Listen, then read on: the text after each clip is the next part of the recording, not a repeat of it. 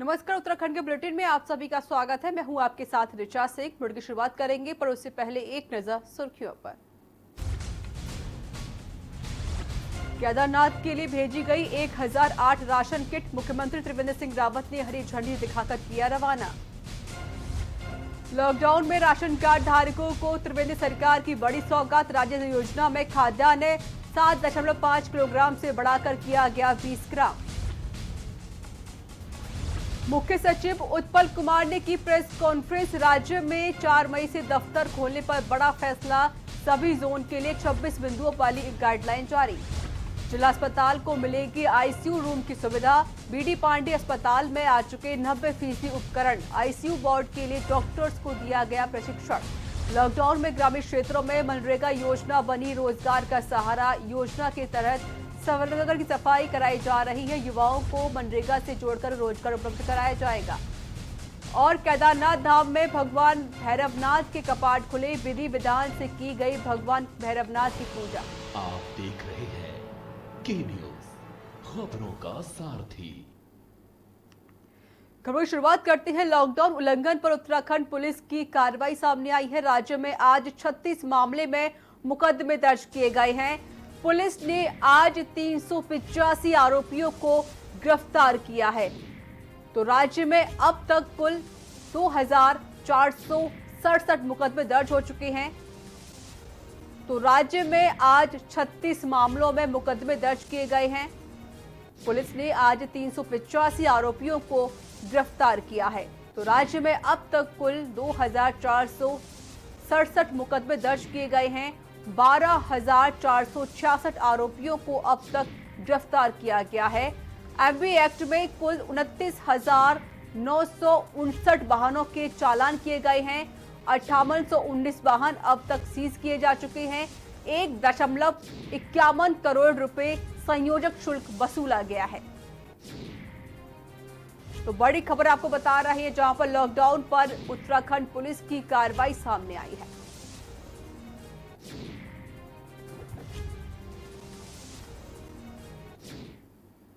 Uttarakhand CM Trivendra Singh Rawat ने corona संकट को लेकर क्या कुछ कहा, आइए आपको दिखाते हैं। नमस्कार सभी उत्तराखंडी भाई बहनों को बहुत बहुत शुभकामनाएं। और आज मैं फिर आपके बीच में हूं।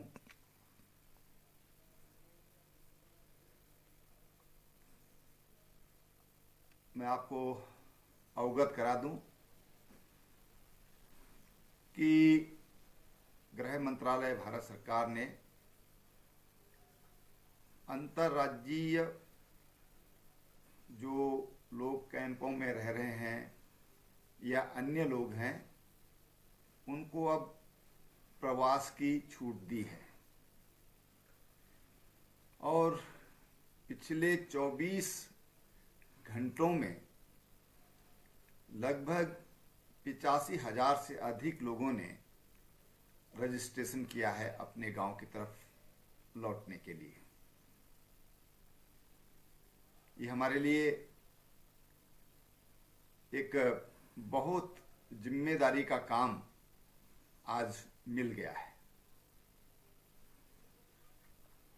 मैं आपको यह भी बताना चाहूँगा, और विशेषकर मैं अपने प्रधान गणों से आज अनुरोध करूँगा, जो सामाजिक कार्यकर्ता हैं उनसे अनुरोध करूँगा, तमाम जो एनजीओ हैं, जो संस्थाएं इस काम में सहयोग कर रही हैं, उनसे कहना चाहूँगा कि हमारी जिम्मेदारी कुछ अधिक बढ़ गई है। बड़ी संख्या में प्रवासी भाई बहन अपने परिवार के सहित अपने गांव को लौटेंगे। हमको बहुत सतर्कता के साथ, अपनत्व के साथ, आत्मीयता के साथ उनको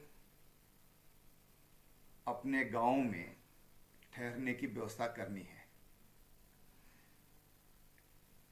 मैं ये भी बता दूं कि जो लोग बाहर से आ रहे हैं, हम उनको ये ना समझें कि वो संक्रमित हैं। हो सकता है कि कोई संक्रमित हो सकते हैं, लेकिन हम सबके साथ ऐसा न सोचें। कोविड-19 यानी कोरोना वायरस, जिससे हम लोग बहुत चिंतित भी हैं। आज हमारी सरकार ने तमाम तरह की जो व्यवस्थाएं चाहिए थी, वो व्यवस्थाएं हमने की हैं। हमारे राज्य को ये भी सौभाग्य है, हमारे डॉक्टर्स को, कि अभी तक सभी जो पेशेंट हैं वो ठीक होकर अपने घरों के लिए जा रहे हैं। कोरोना वायरस से कोई भी मृत्यु आज तक उत्तराखंड में नहीं हुई है। हमारे डॉक्टरों पर हमको विश्वास है, वो बहुत कुशलता से काम कर रहे हैं। मैं प्रधानगणों से कहना चाहता हूं कि जो लोग अपने घर आ रहे हैं वो उनको होम क्वारंटाइन में हमको रखना होगा। जो लोग उत्तराखंड राज्य से एक दूसरे जिले में जा रहे हैं, जो हमारे कोरोना मुक्त जिले हैं, उनको कोई क्वारंटाइन की जरूरत नहीं है। वो सामान्य जैसे हम लोग सभी लोग रहते हैं इसी तरीके से रह सकते हैं, अपने खेतों में काम भी कर सकते हैं, और भी जो भी हमारे गांव में काम हैं, या हम लोग जो भी सामान्य जीवन में जिन चीज़ों को करते आए हैं, वो सामान्य जीवन वो लोग जी सकेंगे। हाँ, ये मैं ज़रूर कहना चाहूँगा, मैंने कहा कि हमारी जिम्मेदारी बढ़ गई है। हमको कोई ऐसा व्यक्ति लगता है कि उसको खांसी जुकाम लंबे समय से हो गया है, खांसी हो रही है, बुखार हो रहा है, शरीर टूट रहा है, तो उसकी सूचना हम विभाग को दें। जो हमारे कंट्रोल रूम है उनको हम उसकी जानकारी दें। जो हमारी आशाएं हैं या जिनको आपके गांव की जिम्मेदारी है, उनको हम सूचित करें। हर जुकाम बुखार ये जरूरी नहीं है कि वो कोरोना वायरस से संक्रमित हुआ होगा, कोई ज़रूरी नहीं है, और इसलिए हम उसकी सूचना डॉक्टर्स को दें। जो एहतियात बरतना चाहिए उस एहतियात को हम बरतें, ऐसा मेरा आप सब लोगों से विशेष अनुरोध है। इस बीच बड़ी संख्या में मैंने जैसे बताया कि लोग बाहर से रजिस्ट्रेशन किया है, जो उत्तराखंड में आना चाहते हैं, उनको हम चरणबद्ध तरीके से वापस लाएंगे, क्योंकि अकेले दिल्ली से 26,000 से ज़्यादा लोगों ने अभी तक अपना पंजीकरण कराया है। और आप सब समझ सकते हैं कि हमको उसके लिए तमाम व्यवस्थाएं करनी होंगी। जो भी व्यक्ति बाहर से आएगा उसका स्क्रीनिंग होगा, उसका बुखार आदि उसका सारा रिकॉर्ड रखा जाएगा, और जो संक्रमित होंगे उनको हम यहीं हरिद्वार, देहरादून, हल्द्वानी या ऊधम सिंह नगर में वहीं रोक लिया जाएगा। जिस पर भी ऐसी संक्रमण की संभावना होगी उसको बिल्कुल भी उसके घर पर नहीं भेजा जाएगा, ये मैं आपको बताना चाहता हूं। जो लोग आने वाले हैं उनके लिए हमारी रेल की हम लोग बात कर रहे हैं, क्योंकि बसों से इतने लोगों को ला पाना संभव नहीं है, तो कुछ जगहों पर बस भी जाएंगी। वो कल से ही सुबह से ही ये काम प्रारंभ हो जाएगा। जो पहाड़ के लोग पहाड़ में ही हैं या एक दूसरे ज़िले में हैं उत्तराखंड के अंतर्गत, उनको भी हमने परमिशन किया है कि वो अपने गांव जा सकते हैं। 4 तारीख से हमारे हरिद्वार को छोड़ करके सभी ज़िले हमारे खुल सकेंगे। डिटेल जानकारी आपको अखबारों से मिलेगी। मॉल हैं, जिम हैं, सिनेमा हॉल हैं, स्कूल हैं, जो हमारे स्विमिंग पूल हैं, ये सब बंद रहेंगे, लेकिन बाकी गतिविधियां संचालित होंगी। जो सरकारी कार्यालय हैं कहीं पर 33% के साथ खुलेंगे, कहीं पर 50% के साथ खुलेंगे, और जो ग्रीन जोन है वहाँ पर खोलने की छूट है, लेकिन हम उनको भी अभी पूरी तरह नहीं खोलने वाले हैं। उनको एक सर्टेन परसेंटेज में, जो बहुत ज़रूरी, जिन सरकारी कार्मिकों का ऑफिस में रहना ज़रूरी है, फर्स्ट फेज में हम उनको बुलाएंगे। मैं समझता हूं कि आप सब लोग, और मैंने कहा कि मैं विशेष रूप से बात अपने गांव के प्रधानों से कर रहा हूं, सामाजिक कार्यकर्ताओं से कर रहा हूं, राजनीतिक कार्यकर्ताओं से कर रहा हूं, कि हमारी जिम्मेदारी बढ़ी है। हमारे अपने लोग हमारे अपने गांव की ओर आ रहे हैं, उनका हमने विशेष चिंता भी करनी है। उनको ये महसूस होना चाहिए कि हम अपने गांव में आए हैं, अपने घर में आए हैं। वो प्यार, दुलार, वो आत्मीयता उनको मिलनी चाहिए, ऐसी मेरी आपसे प्रार्थना है। जो लोग आने वाले हैं राज्य के बाहर से, उनसे मैं आश्वस्त करना चाहता हूं कि हम सबको लाएंगे, लेकिन थोड़ा धैर्य से, क्योंकि सब लोगों को एक साथ नहीं लाया जा सकता है, और इसलिए उसके लिए एक विशेष व्यवस्था राज्य सरकार ने बनाई है। हम वहाँ की सरकार के साथ बातचीत करके और आप सबको आपके गंतव्य तक पहुँचाएंगे, आपके घर तक पहुँचाएंगे। आप सुखी रहें, खुश रहें, ऐसी मेरी कामना है। बहुत बहुत धन्यवाद। और इस बीच वक्त एक छोटी सी ब्रेक का हो चला है। ब्रेक के बाद जल्द हाजिर होंगे।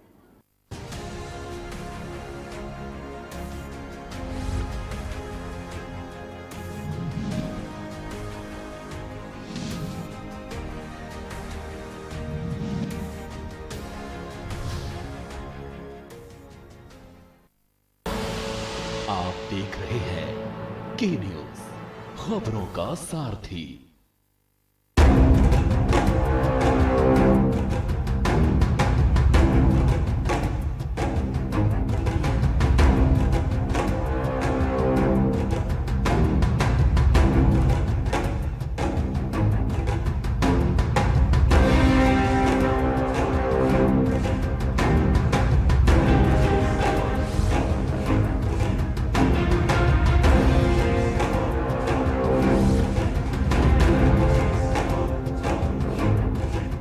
खुदी को आजमाया है तो ये अंदाज आया है, खुदी को आजमाया है तो ये अंदाज आया है। तुम में भी मैं हूं, शुद्ध प्लस पान मसाला। आप देख रहे हैं के न्यूज, खबरों का सारथी।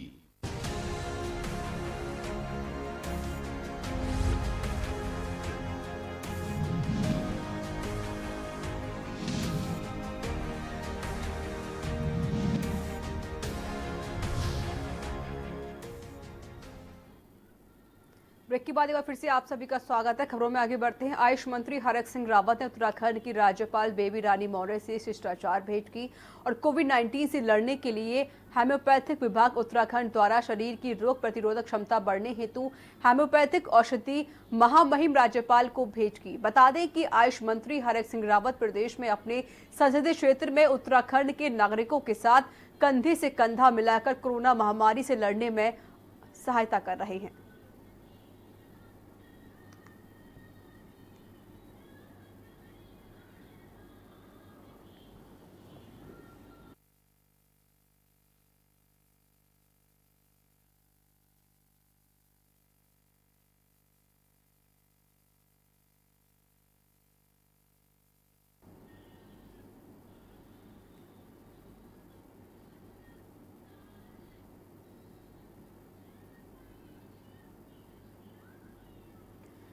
चार मई से लॉकडाउन का तीसरा चरण शुरू हो रहा है। उत्तराखंड में ग्रीन जोन वाले 10 जिलों में आगामी 4 मई से ये बड़ी राहत मिलने वाली है। केंद्र ने ग्रीन जोन में बड़ी रियायतें दी हैं। इसके अलावा राज्य के 2 ऑरेंज जोन जिले देहरादून और नैनीताल में आंशिक राहत दी गई है। रेड जोन वाले हरिद्वार जिले में केवल आवश्यक सेवाएं या पहले दी गई रियायतें ही मिलेंगी। और वहीं कोरोना के संबंध में डॉक्टर नीरज खेरवाल कुमाऊं कमिश्नर ने क्या कुछ कहा है, आइए आपको दिखाते हैं। सभी को नमस्कार। मैं डॉक्टर नीरज खेरवाल, कमिश्नर कुमाऊं।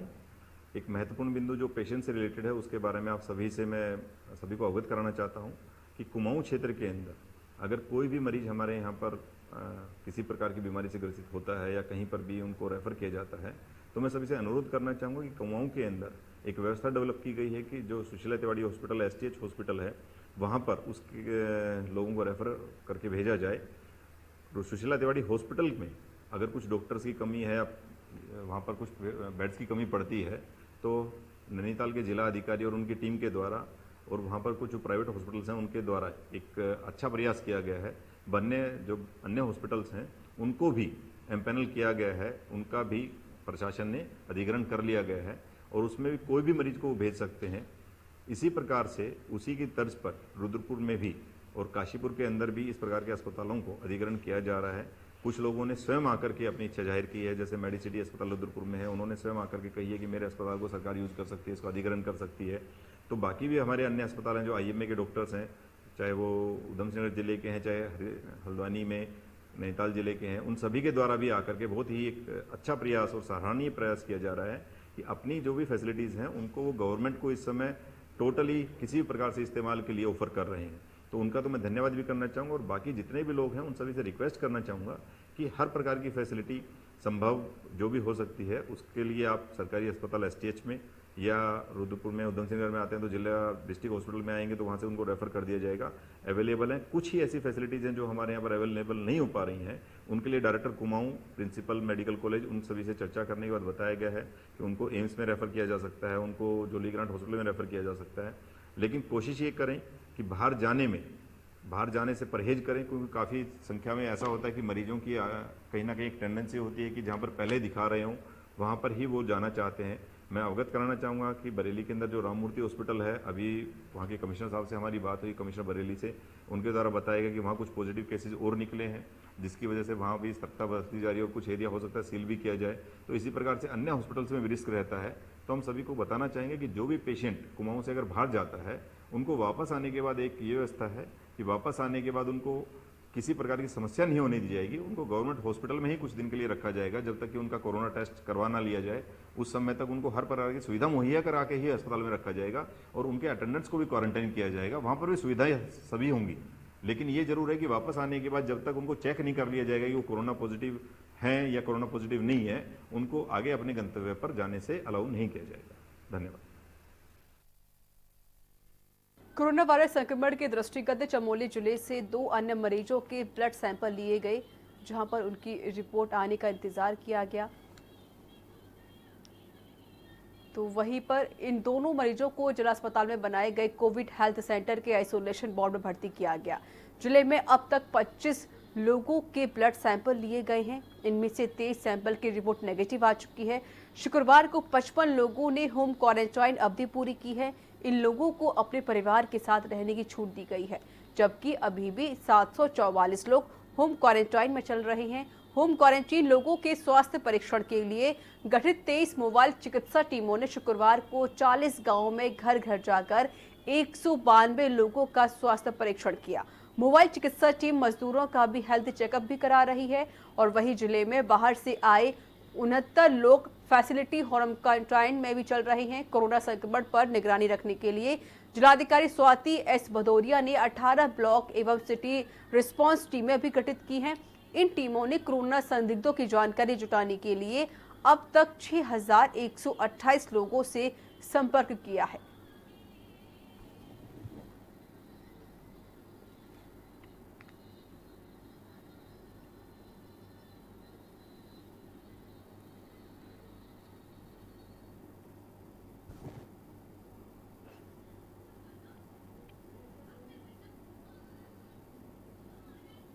और इस बीच वक्त की छोटी सी ब्रेक का है, ब्रेक के बाद जल्द हाजिर होंगे।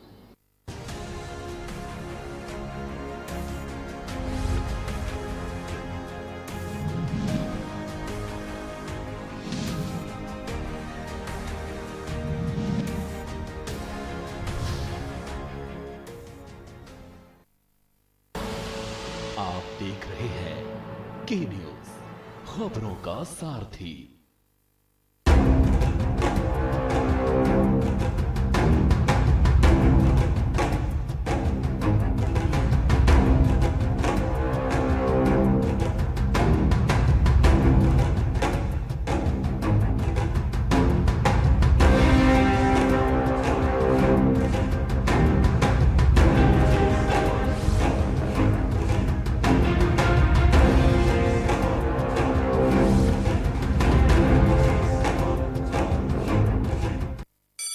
Mount Litra Z School, Unnao.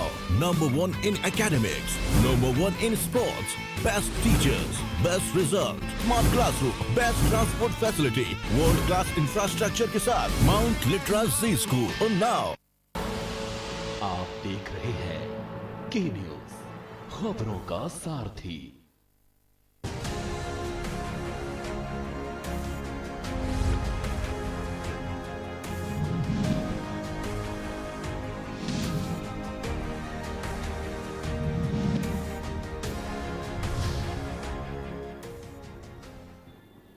Break के बाद स्वागत है आप सभी का। खबरों में आगे बढ़ते हैं। चंपावत में लॉकडाउन समय में मिली छूट के बाद जनपद में दूसरे राज्य और जिलों से आने वाले जनपद वासियों को क्वारंटाइन करने के साथ ही उनकी भोजन आदि की किस प्रकार से व्यवस्था की जाएगी, इसके लिए अपर जिलाधिकारी TS मटालिया ने ब्लॉक प्रमुख और ग्राम प्रधानों के साथ जिला कार्यालय सभागार में बैठक की।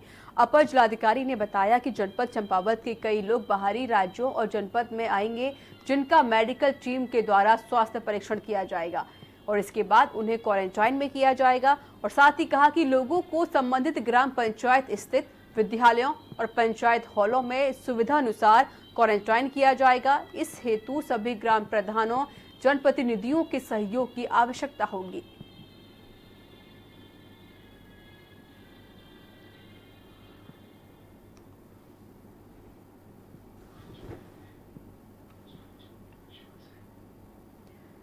हल्द्वानी में सरकार के प्रयासों से लॉकडाउन में उत्तराखंड में फंसे प्रवासियों को उनके प्रदेश घर भेजने की कवायद शुरू कर दी गई है।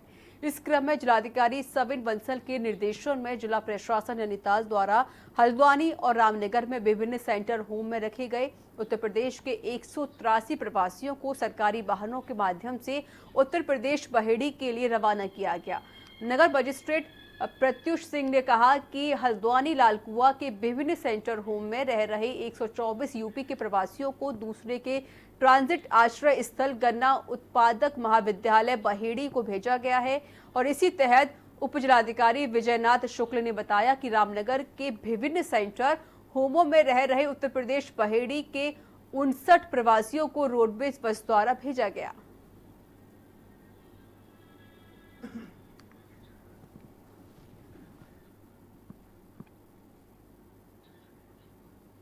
रुद्रप्रयाग जिलाधिकारी मंगेश घड़ियाल द्वारा जिला कार्यालय सभागार में अन्य राज्यों से जनपद में आने वाले प्रवासियों और जनपद से अन्य राज्यों में आने वाले प्रवासियों की तैयारी को लेकर बैठक की गई। जिलाधिकारी ने कहा कि जनपद में आने वाले प्रवासियों हेतु गुलाबराय मैदान को स्टेजिंग एरिया बनाया जाएगा, जिसमें स्वास्थ्य, तहसील और परिवहन पूर्ति विभाग के काउंटर बनाए जाएंगे। श्रमिकों की ड्यूटी शिफ्ट 22 लगाई जाएगी। इससे आने वाले प्रवासियों को कोई समस्या ना हो। इसके साथ ही प्रत्येक आने वाले प्रवासी के स्वास्थ्य का परीक्षण स्वास्थ्य विभाग द्वारा वाहन का नंबर और उससे जाने वाले लोगों का डाटा परिवहन द्वारा एकत्रित किया जाएगा।